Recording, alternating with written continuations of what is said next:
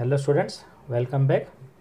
Today we are going to start introduction part 3 of exercise 3.3 and also for exercise 3.4. Here we will discuss some special parallelogram which are also quadrilaterals. So first one is rhombus. A parallelogram whose sides are of equal lengths is called rhombus.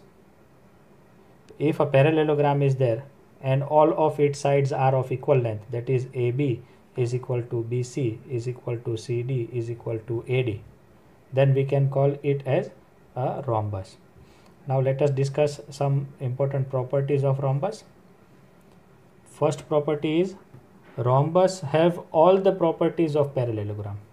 All the properties which I have discussed in previous lecture of parallelogram, all that properties of parallelogram are also the properties of rhombus. And which are they? Opposite sides are equal, opposite angles are equal, diagonals bisect each other. All that properties which are of parallelogram is also of rhombus. Now what is the difference? What is the one thing which make the difference of rhombus and parallelogram? And that is diagonals are perpendicular and bisect each other. It was bisecting in parallelogram. It is also parallelogram, but here they are perpendicular. That means each one of them cuts each other at 90 degree. That means angle POK is equal to QOR is equal to ROS is equal to SOR. All these angles are of 90 degree. Hope you are understanding. Now let us move to the second special parallelogram, that is rectangle. It is also a parallelogram. So we are starting like this. A parallelogram whose opposite sides are equal and also parallel, and all the angles A, B, C, D are of 90 degree, that is right angle. So we can say that it is a rectangle. Now properties of rectangle.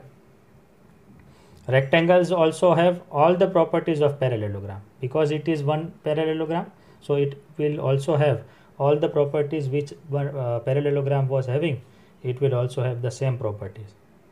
And one extra property, that is diagonals QS and PR are of equal measures. That is, if QS is equal to 10 centimeter, then PR is equal to 10 centimeter. But condition is it must be rectangle. So hope you have understood. Now let us move to the square.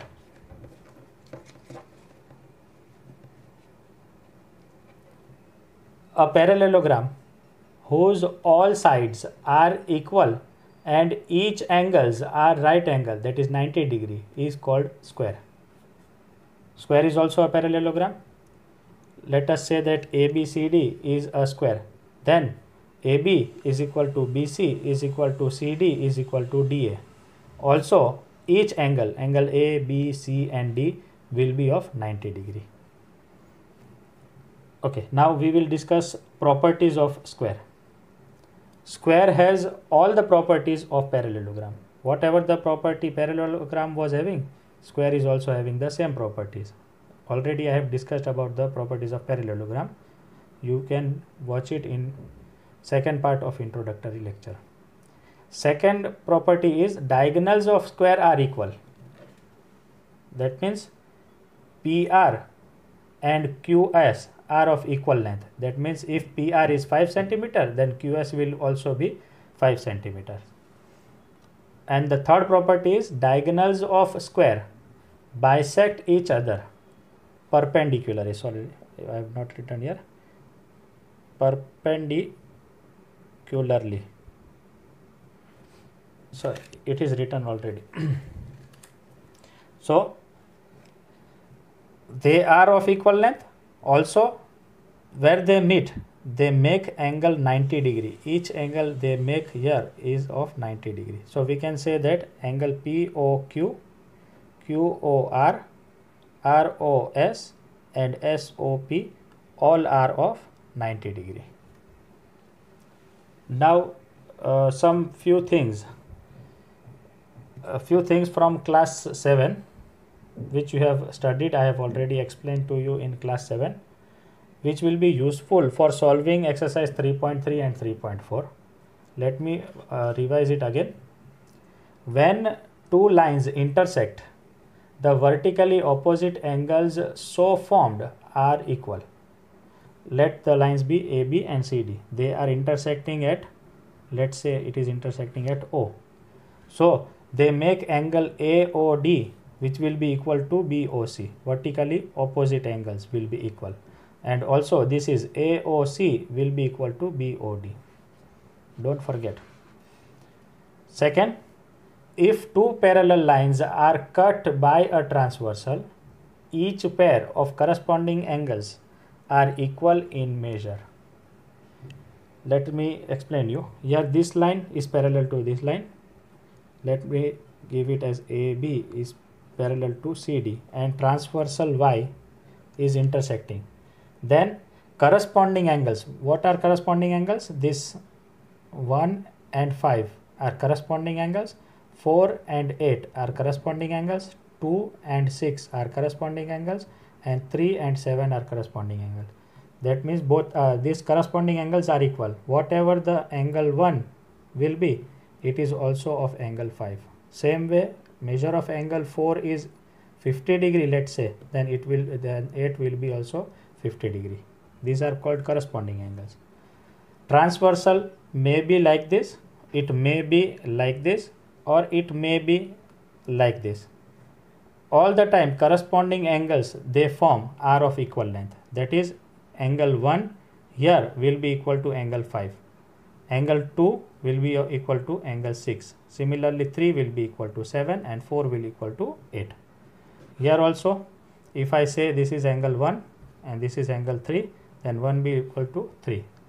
Same way, this will be equal to this and so on. Now let us move to the third property.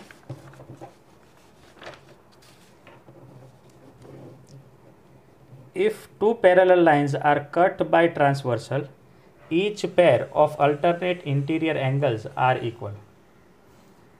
If this is A and B, C and D are parallel lines and a transversal P is intersecting them, then this angle and this angle are called alternate interior angles and it will be of equal length. If this is 70, then this will be 70 degree. If this is 110 degree, then this is also be 110 degree. Same way, transversal can be like this also. These are parallel. PQ and SR, suppose they are parallel, and PS and QR are parallel. That means PQRS is a parallelogram. Then diagonals will become transversal. PR will become transversal and QS will become transversal. And in that case, this angle, let me say this angle 1, this 2, this 3, then 1 will be equal to 3 and 2 will be equal to 4. Same way, if this angle is 5 and 6, 7 and 8, then 5 will be equal to 7 and 6 will be equal to 8. Every time you will see the Z is forming.